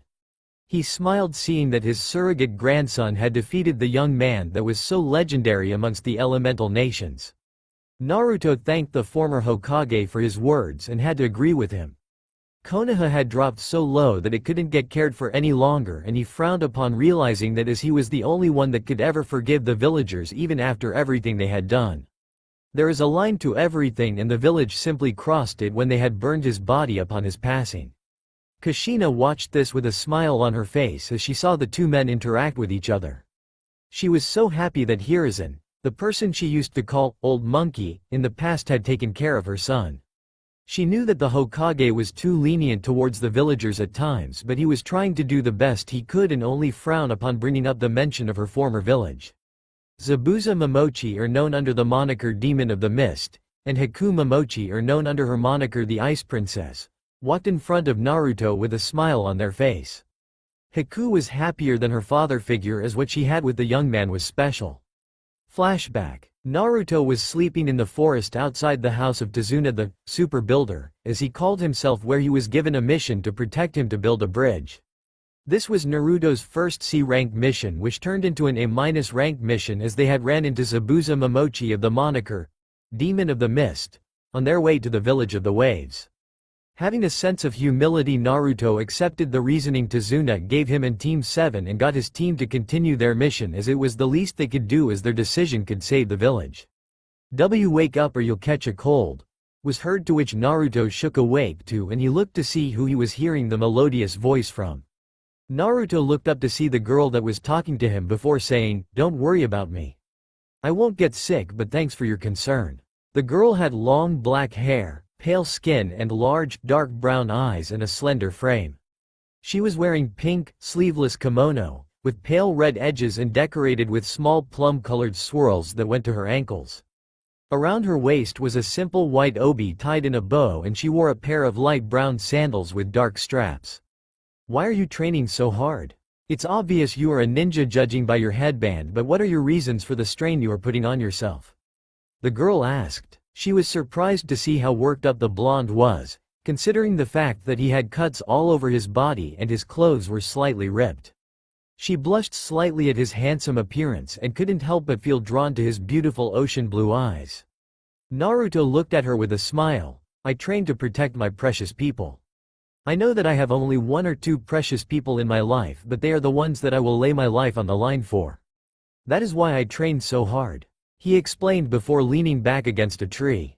He hummed a happy tune, thinking about his surrogate grandfather, Hiruzen, his brother figure Iruka Amino, and the ramen chefs at Ichiraku Ramen, the ones he considered precious in his life. The girl smiled in return before saying, "Then you'll grow strong. By the way, my name is Haku." After hearing what the blonde had to say, she could tell that he had the right reasons to fight and could only grow stronger in the future. After all, these were the same principles she used and truly believed in. Having a person that you can call precious in your life can give you unimaginable strength. "Thank you for your words, Haku-chan. My name is Naruto Uzumaki," Naruto replied to her while looking at her intently. The girl was right all along, seeing as the words she spoke of were from her heart, and he could tell just by looking at her facial expressions. Haku blinked before she smiled nervously. "I'm a boy, Naruto-san," she replied as calmly as she could, wondering how she was figured out. She thought that no one would ever realize this, but sighed upon observing the clothes she was currently wearing. Haku realized that her pink kimono might have given her away and wondered if that was the reason for the blonde saying that. Naruto smirked at hearing this, as he wasn't going to buy that, knowing that he had the element of surprise. Looking at the girl, the blonde started laughing softly, which caused Haku's eyes to twitch in response. Upon seeing her confusion, Naruto smirked once more before explaining, "You may have fooled many people, Haku-chan, but you can't fool me. I have enhanced senses, so I can tell that you are indeed a female." The blonde didn't want to tell Haku that he was the Kyuubi Jinchuriki just yet. He knew that she was Zabuza's accomplice from her scent when she appeared as the Hunter Enin, but he thought she was nice to talk to. He was finally with someone nice to converse with, and so he didn't want to ruin anything. Haku went wide-eyed at the explanation, but then chuckled sheepishly as she realized the blonde really had caught her out. "I understand, Naruto-kun. Well, I better get going now. Bye," Haku chirped before getting up from the ground and waving at him while walking away. Naruto frowned seeing her walk away, but he quickly caught up to her. The blonde asked to see if he could hang out with her later on or something, and she agreed wholeheartedly. Haku and Naruto grew over time, but all good things must come to an end. It was a short while later, when Zabuza attacked Team 7 on the bridge and Naruto used Kyuubi's chakra to attack Haku. The blonde knew it was for the mission, so he didn't put much force into his attack. However, time stood still for Naruto when he saw his sensei Kakashi Hitaki piercing Haku's heart with his original jutsu, Chidori. 1,000 birds. From that day onward, Naruto learned a valuable lesson, as it proved to him that the ninja world was tough and it wasn't a game. He struggled greatly getting over Haku, as the event plagued his mind for a rather long time. End flashback. Naruto smiled brightly seeing Haku and Zabuza again. Those two really changed his outlook in life, as he saw the true nature of Zabuza unfold when the roared at the blatant disrespect that the demon of the mist tried to show for the fallen figure of Haku. The ice user herself was really special, and she had a really calm nature, and the blonde could be at ease with her around him. Haku quickly hugged Naruto tightly and cried in his shoulders. "Please forgive me, Naruto-kun. I know you felt pain because of what I did on that bridge, as I have seen it through Kami-sama's screen and everything else you had to face. I should have never left you alone to deal with those villagers. I am so sorry for you having to die like that and for those heartless people doing that to you after your passing. I am just so happy you are here now," she said to him softly while sniffling in his well-developed arms. The ice user blushed when she felt Naruto hug her firmly. The blonde became even more attractive than she had remembered. When she saw Naruto from the screen that Kami used to show his past life, the ice user growled upon seeing what the Hidden Leaf village did but could only smile at the respect and admiration the other villages had for him. She simply melted in his arms and let her body relax with his, as she didn't really need anything more but to have the blonde with her again.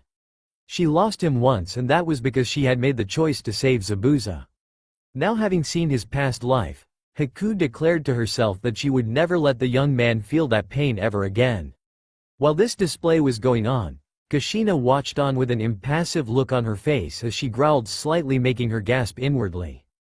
There was something going on with her, but she just couldn't place her finger on it. Deciding that she would probably find out later, she pushed those thoughts to the side. Naruto softly told her, "I forgive you, Haku-chan, so don't worry about it. I understand that the ninja world is tough, but I get it now." He pulled away from the embrace, making the ice princess pout. Haku wanted to be in the blonde's arms for a while longer and huffed cutely, while Kushina could only observe this with a glare. Zabuza chuckled at the scene before making his presence known to the blonde. He knew that his daughter figure Haku was really close to Naruto and sighed sadly when remembering the cold look the blonde had when he saw her die right in front of him. "Good work, Gaki. It's a shame I can't chop the heads off those ignorant leaf ninja for what they did to you, as I was really thinking that Kami-sama could give me a chance to cut loose on those worthless people. They used to call me cruel, but those people are the real monsters," Zabuza said before patting Naruto on the back. As he wasn't known for much emotion in the past, this was the best he could do for now. The demon of the mist was appalled when he saw Naruto's life. He knew that the blonde had faced hardships in his life, as he could tell by the facial expressions that the blonde had on his face while explaining why he respected Haku so much after her passing. Upon realizing what had happened to Naruto during the war and what the Hidden Leaf village did to him, he literally demanded Kami to have a chance to see the blonde again, as Naruto was a true hero to him. Naruto looked at him with a smile. "Thank you, Zabuza, for your words. I understand how you feel, as I couldn't believe it either when I saw it.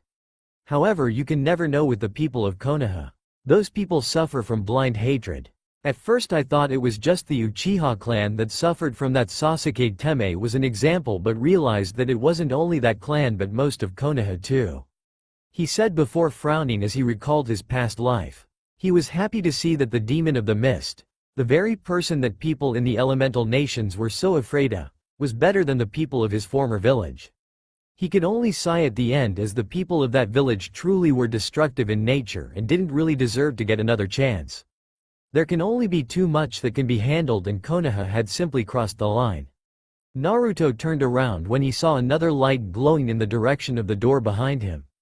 Makoto Uchiha, best friend of Kushina Uzumaki, mother of Sasuke Uchiha and Itachi Uchiha, known under the moniker, the Smiling Monster, as well as the second person besides Kushina herself to become a sulfur monosulfide rank kunoichi, was the next person to walk in front of Naruto. The female Uchiha had flowing tears in her eyes as she walked towards him. She always had a weak spot for the blonde, and even more so before she died. Flashback. Makoto helped save Naruto from the beatings of the villagers and brought him back to her home. She fed him and gave him some new clothes to wear. "Kushina-chan, what would you think of the villagers if you saw them treating your son this way? I am sorry I couldn't do more about it," she thought to herself sadly. "Naruto-kun, I will come over to your place from now on and see that you are taken care of. You don't have to worry from now on. I promise," Makoto said to the young blonde-haired child in front of her. Makoto knew that her husband, Fugaku Uchiha, would give her a hard time in her decision, but she could care less for that stoic and arrogant man. After all, she was in a loveless marriage, seeing as Fugaku had only used her to become the clan head of the Uchiha clan. She never once recalled a happy time with the emotionless man, and it made her sigh sadly at just thinking about it. She snapped back to reality with she felt two arms around her waist. Naruto looked up at her with a soft expression. Thank you, I don't know what to say," he said in a low voice while still hugging her. The young boy smiled when the woman hugged him tightly, letting a few tears loose in the process. The Uchiha matriarch helped Naruto more and more from that day on, as she would usually visit him in his apartment and would even play pranks with him in his early years. She helped train him in the art of throwing shuriken and kunai when she found the time, and would cook for him as well. Knowing how much Kushina loved ramen, she smiled upon realizing that her son Naruto had inherited his mother's appetite for the meal, which she would be seen muttering that it was the food of the gods. Makoto quickly became a mother figure and a sister figure towards Naruto as time passed. She felt more closely to the blonde than she did to her own family, and that really didn't bother her much, as her son Itachi was always remained distant, even though she would protest about it. Her son Sasuke couldn't care less about her, and she had realized that her youngest child was developing the curse of hatred of the Uchiha clan, and there was nothing she could do but to try and snap him out of it, but to no avail. She became more close to the blonde and was always in a good mood when she would be around him. That was, of course, until the night of the Uchiha massacre, when she was killed by her own son Itachi, no less, and there Naruto had lost his important person in his life. At the last night of her life, she realized her true feelings, and she regretted the fact that she didn't get the chance to express them. Her tears just flowed from her eyes until she felt no pain, and then dropped lifeless on the floor as her son walked away from successfully killing her. End flashback. Naruto shocked seeing Makoto again, and they both embraced each other tightly and just held onto each other, not having a care in the world. Kushina's and Haku's eyes twitched at the display as they glared at Makoto for the intimate act. Kushina was rather surprised with herself, as she couldn't figure out why she was acting this way. She didn't want to bother herself further with the thoughts, so she continued to watch her best friend and son hug each other, with a heated glare. Haku was pissed to see Naruto hug Makoto like that. The Ice Princess felt that only she deserved to embrace the blonde in such a manner, and so she could only observe what was going on impatiently and started to think of a number to count to, before the two would separate. Kami herself was glaring at the female Uchiha, which made everyone a tad curious. However, no one wanted to question the goddess of creation, who looked to be deep in thought. "I missed you, Naru-kun. I missed you so much that I can't explain it. Now I had to hear everything that happened to you from Kami-sama, and it makes me sick to my stomach to have ever been lived in such a disgusting village. I always knew Sasuke was going to become evil, even though I would always push those thoughts to the side. I am ashamed to having been brought up in such an arrogant clan, however I am so glad we are reunited, Naru-kun," Makoto exclaimed before crying into the blonde's chest. Makoto fumed when she saw everything that happened to Naruto in the past. She knew that he had been beaten by the villagers, but what she witnessed on the screen that Kami-sama placed for her to see made her want to throw up. Sasuke's betrayals came to no surprise to Makoto, and she couldn't care less for what happened to her youngest son. He had done so much wrong and harmed so many people that she had no way of forgiving him, even if he was her offspring. She did forgive Itachi over time for killing her when she realized the truth about the Uchiha massacre, and could only nod sadly seeing that her oldest did what he had to for the village. She didn't forgive him for causing her to lose Naruto on that uneventful day, however, because she couldn't do what she wanted to do for a while. Looking at the young man now, she couldn't help but blush at his appearance, as he looked so damn attractive to her that it wasn't even funny. She growled inwardly at the thought of some hussies trying to take advantage of the blonde, as it made her furious just thinking about it. Snapping away from her thoughts, she smiled while looking at the handsome young man in front of her. Makoto leaned in close and kissed Naruto's cheek, making the two kunoichi in the background growl at her. The female Uchiha, while noticing this, smirked inwardly as a chibi version of her was cheering in victory. "I missed you too, Miko-chan. I know that losing you marked a big change in my life, but I am so happy to see you again. I could care less for what happens to the villagers now, as I am here now. I am glad as well, Miko-chan," Naruto said to her with a smile on his face, as he was now with one of his adoring people again. Naruto remembered the time when the female Uchiha helped him out with his training, had cooked for him, talked with him for hours at a time, and would also help him in pranks. He learned in due time that Makoto was actually a friend of his birth mother, and smiled at the thought of that. He was heartbroken when he learned that Makoto was killed in the Uchiha massacre when he was young. He even tried to comfort Sasuke about it, who couldn't care for his mother in the slightest, which made him fume with rage and walk away as he didn't want to murder Makoto's son. He snapped from his thoughts when he noticed a final light glowing in the door behind him, while Makoto turned towards her best friend Kushina and hugged her tightly upon seeing her again, and the two of them began talking to each other happily, making up for lost time. Lastly walked in Jiraiya of the Sannin, student of Hiruzen Sarutobi, teacher of Minato Namikaze and Naruto himself. He was known by the moniker, the Toad Hermit, the only person Naruto would ever officially call sensei in his life. The Toad Sage walked towards the blonde with a small smile on his face as his eyes were watery. I am glad to see you have ended the war, Gaki. I am disappointed in the villagers and beyond angry at Tsunade for having used you like that. I honestly didn't think she would stoop so low as to do something like that. Forgive me, Naruto-kun, as I didn't know her true intentions. I know you have brought peace to almost all of the lands in the elemental nations. Konoha will remain the lands of the blind haters, and that will never change from what I can see. Jiraiya said as he looked over at his former apprentice. The Toad Sage fumed when he heard from the Goddess of Light that his own teammate Tsunade actually hated his prized student. He recalled that the legendary medic looked to be so ecstatic around the blonde, but Jiraiya's eyes narrowed at remembering that Tsunade was always fast to her feet and could act her way through any given circumstance. He realized that she was just putting up a front for everyone to think that she cared for Naruto, while deep inside she was waiting for the blonde to drop dead. The Toad Sage turned his thoughts towards the fact that Naruto defeated his former student Nagato, who named himself Pain in the Akatsuki and saved the Hidden Leaf village from its demise. He was happy that Naruto had defeated Madara, but frowned upon realizing that Sasuke once again betrayed everyone. However, the truth of Konoha was a hard pill to swallow. Naruto smiled as he hugged his sensei back before exclaiming, I am glad to see you again, sensei. I get where you are coming from, and they'll get what is coming to them, believe me. I understand completely, as you couldn't have known the truth about Tsunade. Let's forget about this now and focus on the future. Thanks Jiraiya-sensei for everything. The young man knew from the moment Jiraiya picked him to be his student that he would become legendary later on. He was right all along, as the things that he learned on his training trip was extraordinary to say in the least. In their time together, they had grew a special bond with each other. They would sometimes talk about anything and would be perfectly relaxed while doing so. The Toad Sage had taught him the way, the art of survival, tactics, and everything else a ninja needed to know when not in the comfort of a village. The Toad Sage had slowly become like a father figure to Naruto, and the blonde could only smile while remembering that, after all, Jiraiya had entrusted him with everything upon his passing. Kami warmly watched this entire scene with a bright smile on her face. The goddess was so glad that she had thought of the idea of bringing the people that Naruto cared for the most towards him. She originally planned on only bringing Hiruzen, Makoto, Jiraiya, Haku and Kushina along. Zabuza had made his point across, as he was furious at the Hidden Leaf village for what they did to Naruto, so she nodded in agreement in letting the Demon of the Mist tag along to meet up with the blonde. So where is Tusan Kami-chan?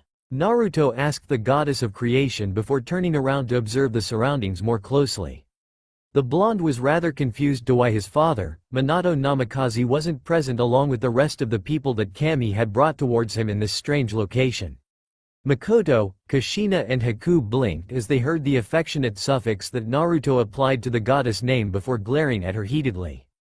The goddess in question didn't notice, nor did she seem to care in the slightest, because after all, she was Kami.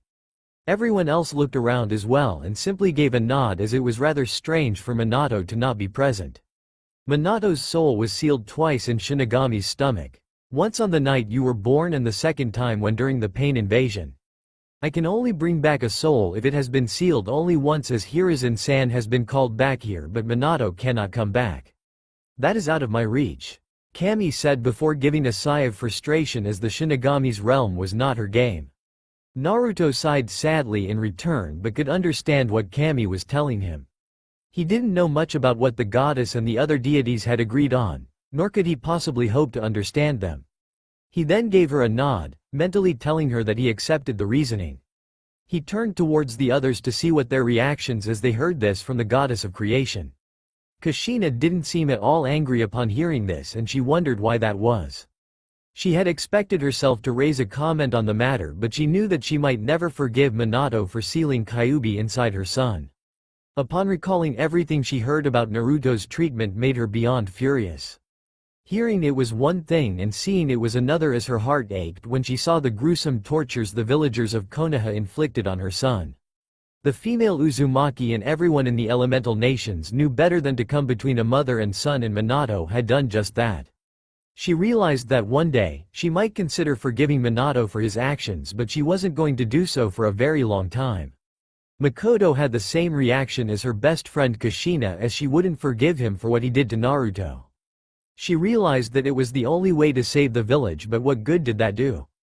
For what they did to Naruto in the past, how is that justifiable? Haku and Zabuza were surprised when they viewed Naruto's life and saw that the blonde was the fourth Hokage's son, but respected him for his own achievements.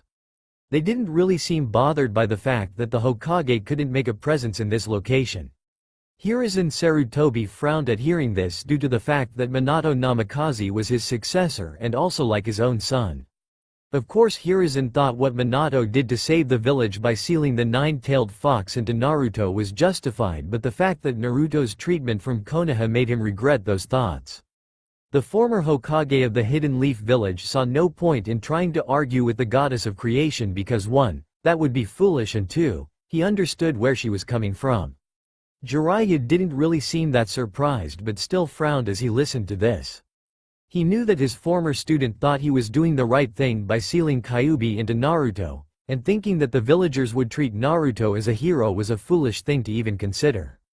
The Toad Sage realized that even though he had been so proud of Minato for his success as a shinobi, he couldn't help but think of the cycle of hatred he had entrusted Naruto with to end on his behalf. Jiraiya sighed sadly but realized that the actions of his former student had caused so much pain to Naruto and was mentally torn up about that. Now then, Naruto-kun, let's talk about Earthland, the place we had been talking about earlier. However, I will make things rather interesting for you. Naruto-kun, you will have the choice of bringing travelers along with you for your journey, if that is your desire to do so, that is. Kami explained before looking intently on the blonde as she waited for his reply. Naruto raised an eyebrow at this, and everyone in the area could only ask one thing. What? Blinking comically, they all began to laugh hysterically before looking at each other in amusement, and the goddess herself joined in on the laughter. Those that want to join Naruto-kun on his journey to Earthland are free to do so, that is what I mean. Kami explained before looking at the others in the room.